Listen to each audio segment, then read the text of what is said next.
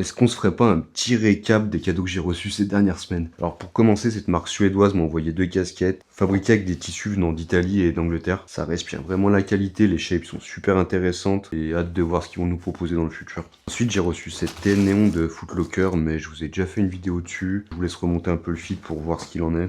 Après, Nude Project m'a envoyé ce short pour que je fasse une vidéo outfit avec. C'est un short style basket, super aéré parce qu'il a pas de doublure. Donc hyper confortable, mais il faut faire attention à ce que vous mettez dessous parce qu'il est bien transparent. Après on passe sur cette ceinture de la marque Oil. Elle est vraiment trop méchante, c'est abusé. Made in Italy dans un cuir effet croco, dans une couleur entre bordeaux et aubergine. La boucle et toutes les finitions métalliques sont hyper épaisses et sculptées d'ornements que j'aime vraiment beaucoup.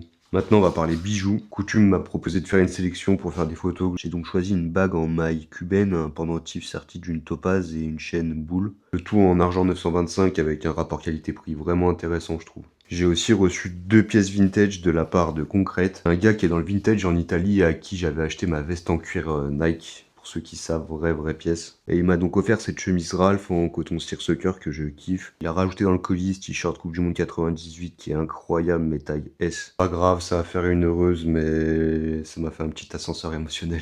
Ensuite, c'est le premier parfum que je reçois et ça fait super plaisir. C'est Sujet qui fait ça, c'est le même fondateur que Typologie. C'est la sortie de leur deuxième parfum. Le premier, Foin, était basé sur la coupe fraîche de celui-ci, alors que pour Fenaison, on parle de l'évolution du foin séché qui devient une matière chaude, presque gourmande, avec des accords de cannelle, fruits secs, tonka et patchouli. Perso, c'est vraiment un coup de cœur et ça m'a même donné envie d'avoir le premier. On reparle sap avec la marque Rincon qui m'a envoyé ces 2 t-shirts. Ils s'inspirent clairement du vintage américain. Franchement, c'est très fort. Les coupes sont bonnes, la quali aussi.